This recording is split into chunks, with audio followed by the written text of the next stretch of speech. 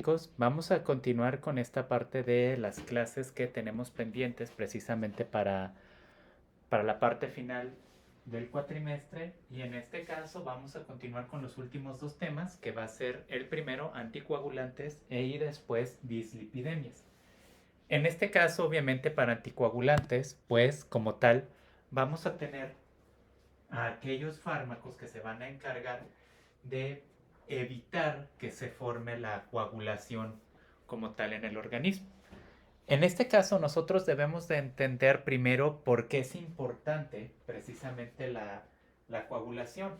Y como nosotros lo podemos ver, pues obviamente esta coagulación se encarga de generar esa homeostasis para evitar que un vaso sanguíneo se exacerbe, es decir, para evitar que haya un sangrado interno. Para eso nos va a servir la coagulación. Y ojo, no nada más tiene que ser cuando nosotros tenemos una hemorragia visible, es decir, que tengamos una cortada. Simple y sencillamente puede ser también cuando tenemos una hemorragia que sea interna o incluso cuando algún vaso sanguíneo pierda un poquito de esa elasticidad. Entonces ahí es donde nosotros vamos a tener esa parte de la coagulación. Y bueno, esta parte de la coagulación, ¿en dónde la vamos a encontrar? Precisamente va a estar mediada en principal medida por las plaquetas. Van a ser precisamente estas células, o bueno, estas partes de células que se van a encargar de generar lo que es el coágulo, que viéndolo o diciéndolo en término clínico, no es otra cosa más que un tampón plaquetario, es decir, como lo vemos en la imagen, no es otra cosa más que un cúmulo de plaquetas y de glóbulos rojos. Al final de cuentas estamos obstruyendo una herida o una hemorragia por un método mecánico o un medio celular. Entonces, ahí es donde tenemos precisamente que las plaquetas forman este tapón o tampón hemostático primario. Es decir, es la primera parte. Ahora, nosotros también debemos de entender que no todo, al final de cuentas, no solo es cuestión de la plaqueta. La plaqueta sí se va uniendo y tratando de tapar precisamente la herida, sin embargo, pues obviamente la plaqueta es muy, pero muy pequeñita. Entonces, ¿qué es lo que va a hacer? Lo que va a hacer es la plaqueta se va a unir a lo que es una pequeña sustancia que va a ser la trombina. Esta, a su vez, por medio de reacciones químicas, se transformarán en fibrinógeno y después del fibrinógeno se transformará en fibrina, haciendo una red. Esta red, al final de cuentas, lo que va a permitir, y como lo estoy mencionando, esta red lo que va a hacer es atrapar a todo lo que esté en la sangre. Células, proteínas, otras plaquetas, y al final de cuentas, todo lo que atrape esta red de fibrina va a ser precisamente que tape por método mecánico la, la fuga de sangre. Lo único que ya nada más para terminar esa parte de la estabilidad sería agregar nuevas plaquetas hasta el final del coágulo para que para que pueda ser lo más permeable posible y obviamente para que pueda ser lo más resistente posible al propio movimiento que nosotros tenemos. Entonces, eso es lo que va a hacer. Sin embargo, si estamos viendo que esta parte de la coagulación es importante, entonces, ¿por qué dar anticoagulantes? Bueno, en algunas personas o en algunos pacientes, la cantidad de trombina es bastante alta. Entonces, a pesar de que no tenga una herida, la trombina se va a ir transformando en fibrinógeno y luego en fibrina, y al final de cuentas, lo único que va a pasar es que se van a generar coágulos en donde no deberían de formarse. Recordemos que este coágulo va a generar una obstrucción. Entonces, lo que va a pasar es que poco a poco va a ir tapando las principales venas y arterias de nuestro cuerpo y va a generar un choque isquémico, es decir, una falta de irrigación precisamente en la zona donde esté el taponamiento del coágulo. Entonces, Precisamente en este tipo de pacientes que tienen una alta cantidad de trombina o que tienen una cantidad exagerada también de plaquetas, es donde vamos a estar recetando lo que es precisamente el, el anticoagulante.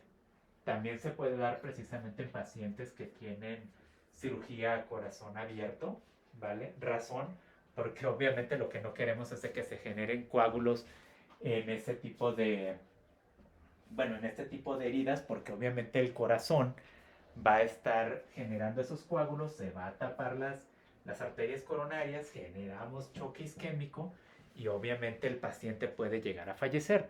Entonces, ahí es donde van a jugar estos anticoagulantes. Nosotros vamos a tener distintos tipos de anticoagulantes y en este caso de los más conocidos vamos a tener precisamente todo lo que son la familia de la heparina, ¿sí? Tenemos precisamente la heparina como tal, que es obviamente un medicamento inyectable. Ojo, no hay que dar tanta heparina porque si no podemos hacer que la sangre se vuelva demasiado líquida y el paciente pues puede también fallecer por medio de una hipoxia. Ahora, esta heparina lo que nos va a permitir es precisamente ir evitando lo que son los tromboembolismos, es decir, básicamente los coágulos que se pueden ir formando cuando un paciente no se mueve mucho. Por ejemplo, vamos a pensar un paciente que se la pasa muchísimo tiempo sentado, que está en silla de ruedas, o un paciente que se la pasa mucho tiempo acostado.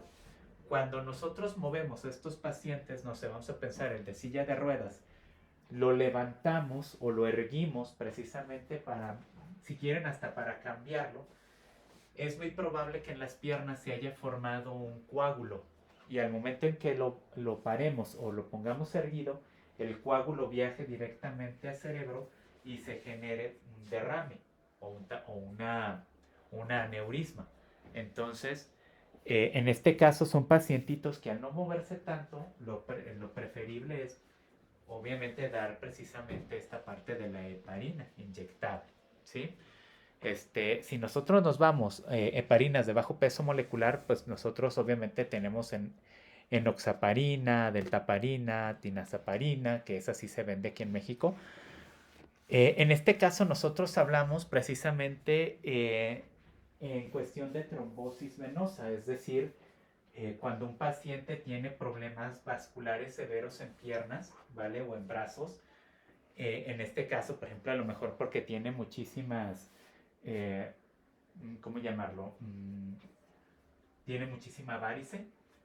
Entonces, ahí esa varice puede generar una trombosis y puede afectar. Sin embargo, estos también son mucho de darlos precisamente cuando el paciente bien trae cáncer, ¿sí? Entonces, cuando traemos un problema de cáncer y además tenemos un problema de coagulación, entonces ahí es donde vamos a dar precisamente lo que es las heparinas de bajo peso molecular. Uh-huh. El Fondaparinux, que es algo es uno muy, muy, muy utilizado aquí en México. Entonces, si nosotros nos fijamos, se utiliza mucho en tromboembolismo, ¿sí? O por ejemplo, el Fondaparinux se utiliza cuando la heparina como tal, la no fraccionada, no sirve. Es decir, nosotros tenemos un paciente con problemas de coagulación, pusimos heparina y de todos modos se están generando coágulos. Entonces, ¿qué es lo que debemos de poner?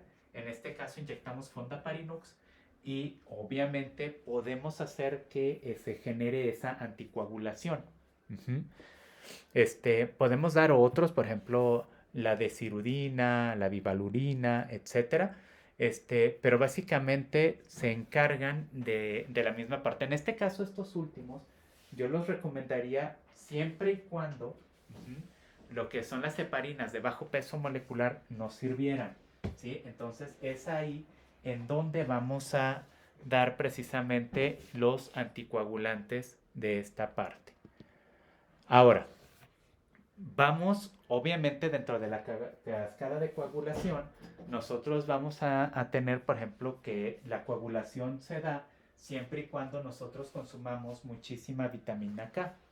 Entonces, pacientes que consumen mucha vitamina K, y esto lo podemos ver también en pacientes que están consumiendo muchísimo huevo, muchísima verdura, ¿sí?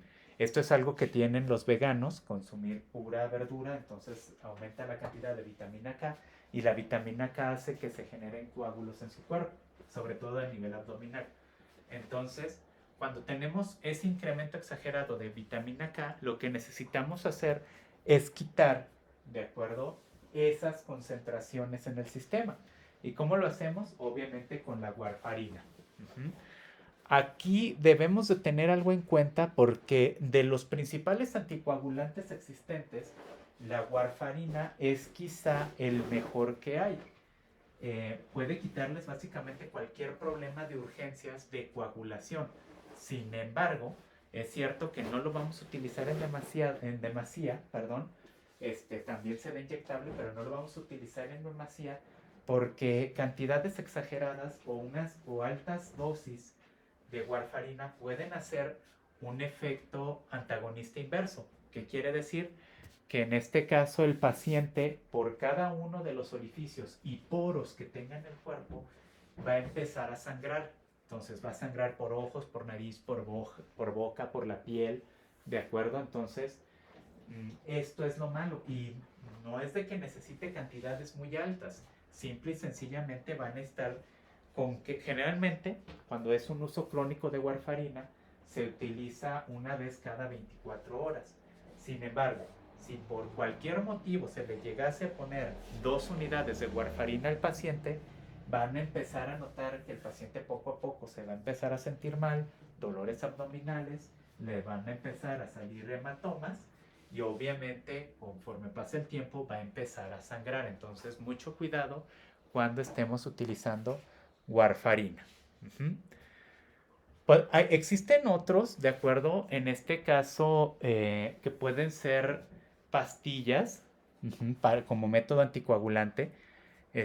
Sin embargo, los que nosotros damos aquí se utilizan más que nada como un evento profiláctico.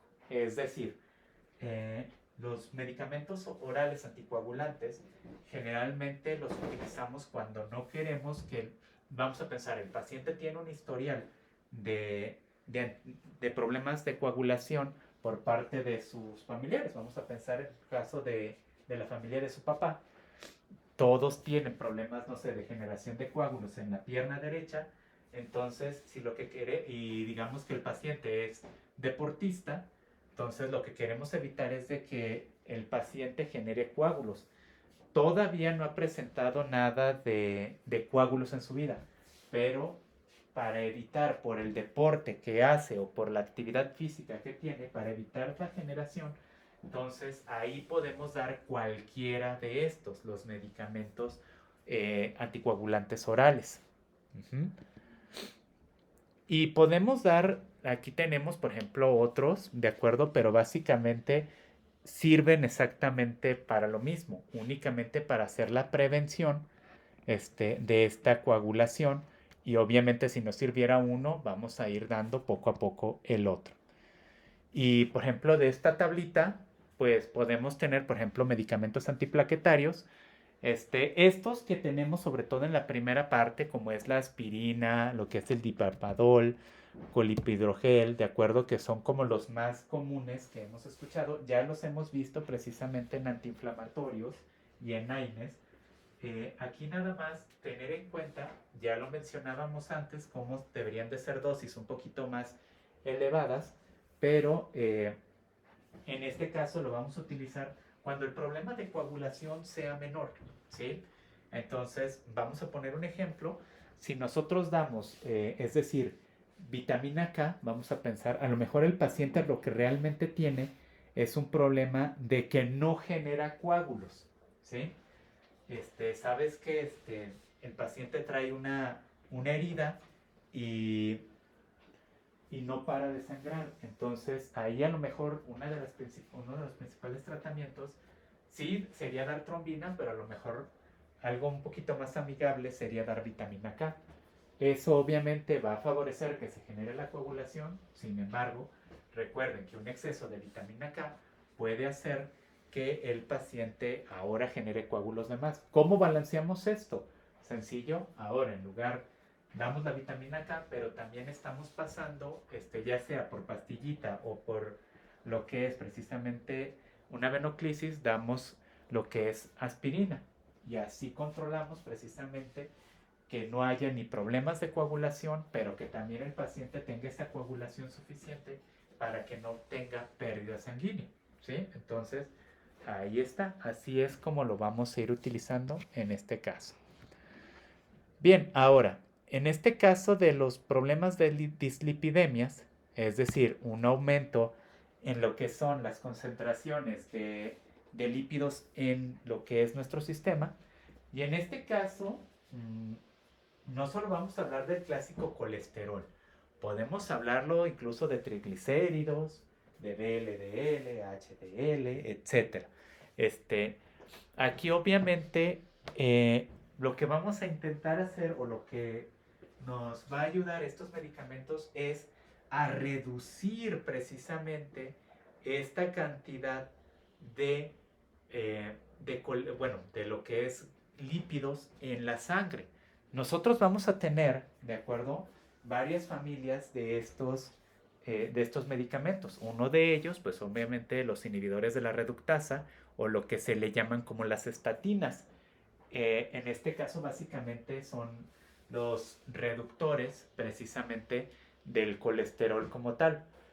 Las resinas secuestradoras de ácidos biliares, en este caso por pacientitos que a lo mejor me hacen muchos corajes o están consumiendo demasiada grasa. Recuerden que el ácido biliar permite desintegrar lo que es la grasa que comemos. Sin embargo, esa grasa que fue desintegrada por lo que es el ácido biliar viaja precisamente a las paredes de las venas y las arterias y obviamente es un problema para nuestra salud. Entonces, lo que hace precisamente estas resinas es nivelar la cantidad de ácido biliar para que no toda la grasa que estemos consumiendo se vaya precisamente a la sangre, sino más bien que se vaya a lo que son las heces. Ácido nicotínico, ya lo habíamos visto, de acuerdo precisamente medicamentos neurofarmacológicos, que si recuerdan, se utilizaba el ácido nicotínico precisamente, bueno, la nicotina y la niacina se utilizaban precisamente para disminuir lo que es el estrés. Bueno, en este caso no es tanto para disminuir la grasa, sino más bien lo utilizamos cuando el pacientito esté con altos niveles de colesterol debido a que por ansiedad o estrés esté precisamente consumiendo comida de más. ¿Sí? Entonces, sí le damos nuestro tratamiento para quitarle esa ansiedad y estrés, sin embargo, también le damos la niacina para que se reduzca todo lo que come de más y obviamente se reduce el colesterol. Y los derivados de ácido fíbrico, que son los fibratos, que ya veremos cuáles son, pues es un tratamiento ya cuando el paciente, estamos hablando que tiene un problema de obesidad mórbida y hay que reducir lo que es la grasa o los lípidos lo más pronto posible. Entonces, generalmente estos fibratos son de uso controlado o si no, están muy restringidos a su venta, ¿sí? Entonces, porque obviamente son altamente adictivos, pero ya lo iremos viendo. Podemos tener otros, de acuerdo, en este caso, si lo que ustedes quieren es precisamente de una manera un poquito más natural controlar estos niveles de lípidos, pues obviamente la ezetimiba, es un medicamento de venta libre que lo que hace es mantener los niveles de colesterol en un promedio, ¿sí? Entonces, no es de que les vaya a aumentar, no es que les vaya a disminuir, simplemente los mantiene. Si un paciente tiene poco colesterol, bueno, la ezetimiba lo que va a hacer es aumentarlos. Si lo que va a hacer es aumentarlos hasta el límite normal. Y si tiene mucho, los va a disminuir hasta un límite normal. Entonces, ahí está. Lo malo es de que puede generar resistencia y después ya no sirve el medicamento, pero bueno. Si todavía, por ejemplo, también pueden estar consumiendo omega 3, como son los aceites de pescado, y obviamente dentro de esto a lo mejor lo principal para el control de colesterol sería obviamente utilizar lo que es la emulsión de Scott, que es obviamente un aceite de pescado, en este caso de salmón, y de tiburón me parece, pero le sirve precisamente para ir regulando estos niveles. Inhibidores de lo que es PCK9, que es obviamente una enzima que aumenta los niveles de colesterol. La lomitapida, que es otra enzima que hace que el colesterol se una a las paredes de las arterias. Y en este caso el mipomersen, que es obviamente disminuye la concentración de lípidos que se unen a los eritrocitos. Entonces ahí podemos encontrar en esta parte ese tipo de medicamentos dependiendo lo que necesite el paciente. Ahora, en estas tablitas nosotros podemos ver que lamentablemente y por muy sanos que ustedes sean, nosotros podemos generar dislipidemias, pero a base precisamente de nuestra pura edad, ¿vale? Entonces, ya no solo es por cuestión de comer, sino también la edad hace que podamos tener estas patologías. Una de ellas, obviamente, por ejemplo, en hombres aumenta la cantidad de colesterol a partir de los 45 años y en mujeres a partir de los 55. Entonces, por mucho que se cuiden, yo no como grasa, lo que sea, por su pura edad va a ir aumentando sus niveles de colesterol en estas edades. También es cierto, para que no me regañen a sus abuelas o lo que ustedes o a quien estén checando, si obviamente su abuela tiene más de 55 años, es obvio que sus niveles de colesterol van a estar un poquito más arriba de lo normal por su propiedad.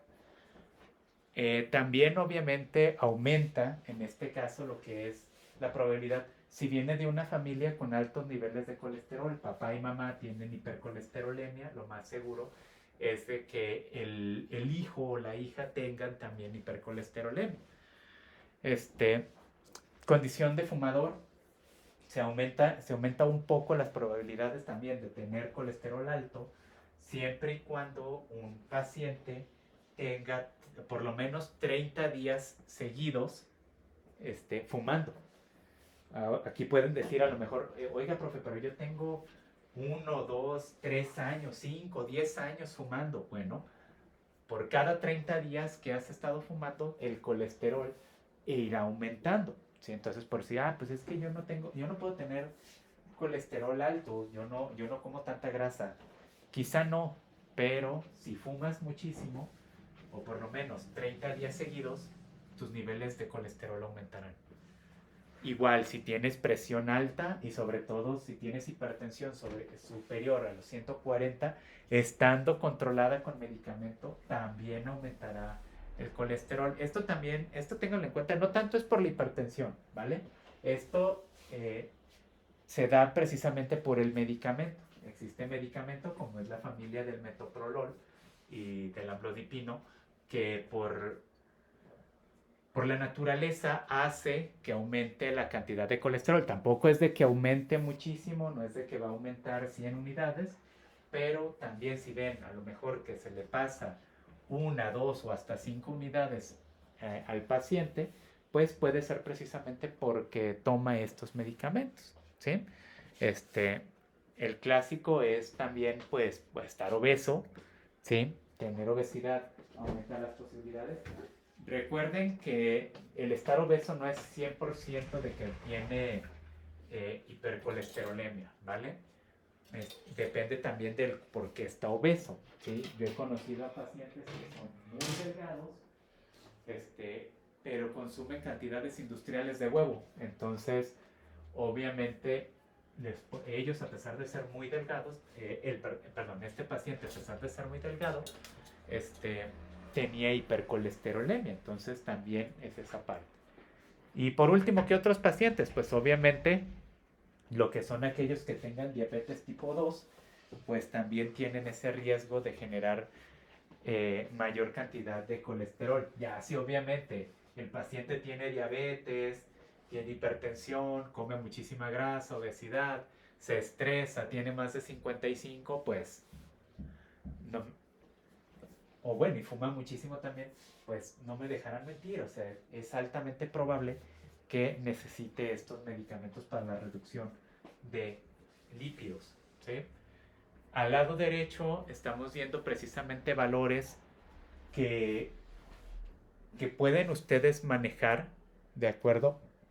Para saber si el paciente está bien o no, ¿sí? En una prueba de sangre, pues obviamente ahí les dejo los valores, ya cada quien podrá checar con digamos, con un análisis de una biometría hemática que se hagan, pues obviamente aquí ya pueden checar si está bien, si está mal, y qué características podrían denotar ustedes.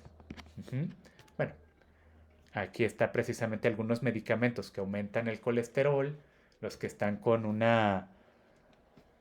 lo que es precisamente con un signo de más, son los que lo aumentan, ¿sí? E incluso pues algunas infecciones que pueden tener o no solo infecciones, también incluso algunas patologías o algunas situaciones que desequilibran la homeostasis, ¿vale? Entonces ahí también pueden aumentar el colesterol, tanto el LDL, que es el colesterol malo, como los triglicéridos, que vendrían siendo el colesterol bueno, ¿sí? Bueno, ¿qué medicamentos vamos a utilizar? Obviamente tenemos las estatinas, que es para reducir precisamente el colesterol como tal, y pues los más choteados de todos ellos es la atorvastatina, ¿sí? Atorvastatina, simvastatina, robuvastatina, lobuvastatina, etcétera. Todas estas estatinas les ayudan precisamente a eso. Cuando se hace una prueba de sangre y el paciente tiene altas cantidades de colesterol, ¿sí? Y obviamente ya ha pasado mucho tiempo y no lo podemos bajar, bueno, es momento de dar precisamente eh, atorvastatina, ¿sí? Nada más tengan cuidado porque como siempre es cuando hablamos de medicamentos que alteran el metabolismo, entonces aquí puede generar un problema a nivel hepático, generar cáncer, generar fibrosis, etc.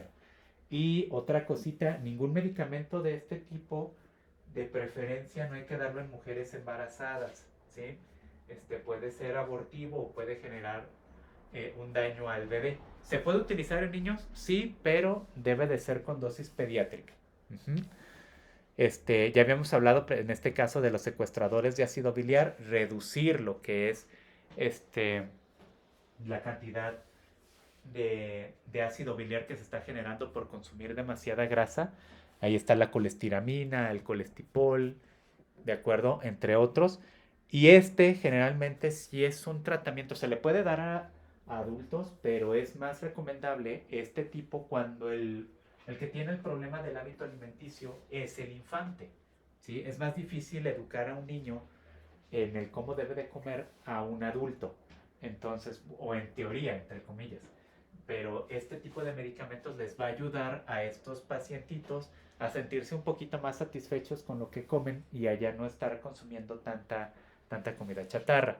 Sin embargo, también es cierto que debemos de estar cuidando con qué medicamentos no darlos, porque obviamente si damos un anticoagulante y damos también esto, pues ninguno de los dos va a hacer efecto, ¿sí? Entonces, cuidadito de darme colestiramina y aspirina a un pacientito porque no va a servir de nada. Ácido nicotínico, ya lo habíamos hablado, pacientitos que obviamente tienen alta cantidad de lípidos porque comen mucho, pero derivado de su estrés, ¿sí? Entonces, la niacina puede ser, en este caso, el medicamento y funciona de esta manera. Ya lo habíamos hablado en lo que eran antagonistas del ácido nicotínico. Uh-huh. Y los fibratos, pues ahí tenemos besafibrato, fenofibrato, etcétera.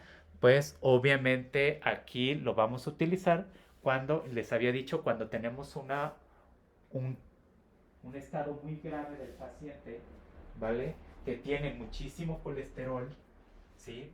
Incluso podríamos decir una obesidad mórbida, pero tremenda, ¿de acuerdo? Y tenemos que bajarlos de golpe, ¿sí? Tenemos que bajarlos lo más rápido posible. Son medicamentos que se utilizan una sola vez y obviamente lo mejor, todos se pueden dar en pastillita, ¿sí? Pero lo mejor en este caso del besafibrato de manera clínica, lo mejor es darla precisamente inyectable. ¿Mm? Y bueno, estos ya los habíamos mencionado. todos y cada uno de estos los mencioné anteriormente, nada más aquí les dejo esta parte para que vean un poquito más del mecanismo, pero ya habíamos dicho esta partecita. Y con esto, chicos, terminamos. Espero que les haya servido todo esto que vimos en el cuatrimestre. Mucha suerte en su examen y cualquier cosa quedo a sus órdenes.